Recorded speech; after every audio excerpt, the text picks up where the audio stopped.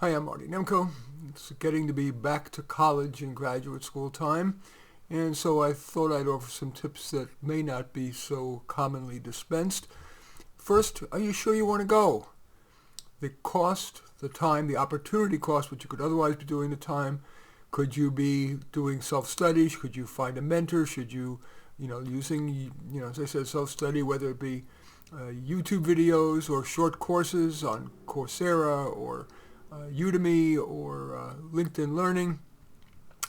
Very often, I know the piece of paper matters a lot to people, but sometimes it's wise to at least openly consider whether you'd be wiser to focus on UU rather than state U, let alone private U. Also, community college tends to have better teaching because faculty is hired and promoted on teaching. So that's another option. It doesn't have to be a whole degree full or even a certificate full. Should you take individual courses? And then when if you're looking to improve your career prospects, make the case in your cover letters and interviews why your curating so carefully resulted in better, more practical education. Speaking of curating, that's the most important thing that you can do once you've decided to go to a college or graduate school. Some courses are required. There's only one professor teaching it. There's no choice. But there's so much information available on the quality of courses and teachers. Go search online on the professor's name, on the course, look at the course syllabus, over-register, attend the first class. If you intend to sign up for, say, 15 or 18 units, sign up for a few more, go to the first class of each, drop the one that's worse. That can make a huge difference in the quality of education. We don't often think about curating assignments, but it's also very important to curate assignments. Most professors don't care a lot whether your term paper is on the assigned topic or something that you can propose that is credible. Propose an alternative if you like. We also should curate our advisors.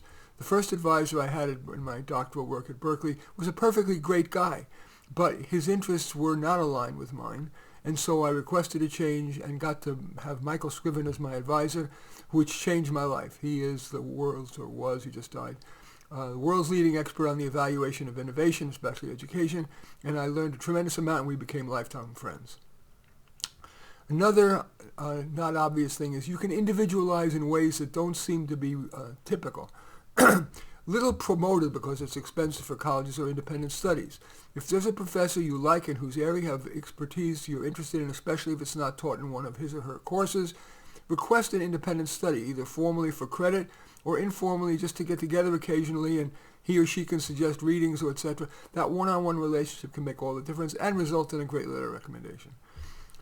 Extracurriculars are often as or more valuable than academics.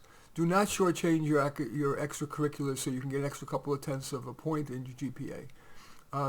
Extracurriculars especially that are life-enhancing and career-enhancing. I mean, I love to play basketball as much as anybody, but doing things more like joining the debate team, student government, writing for the student newspaper, doing something that has potential career enhancement potential is something worth considering.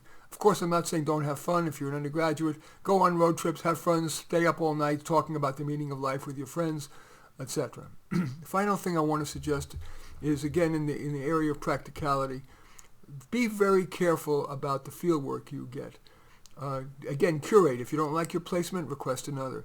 There's also at some universities and some programs there's something called cooperative education, where you spend half the time in a real-world situation at an employer, and then half the time discussing it with a group of students. Cooperative education can be very well worthwhile. So anyway, in short, first, sure you want to go to college? Would you rather consider UU instead of state U or private U? If you're going to go, community college is underrated. Don't let prestige dominate. Quality is often higher in community college, and there are many fine students at community college, although many weak ones as well. Curate your courses. Curate your professors, curate your assignments, and curate your advisor. Consider unusual forms of one-on-one, that is, independent study. Sure, go visit professors during office hours, but you may be able to have a more extended one-on-one relationship with a professor you really like and who's got expertise you value. Ask if you can have a formal or informal independent study. And penultimately, do not give short shrift to extracurriculars that can be as or more valuable than academics, especially those that teach leadership, critical thinking, writing, those critical skills that are too often lacking in many university educations and are crucial in many jobs.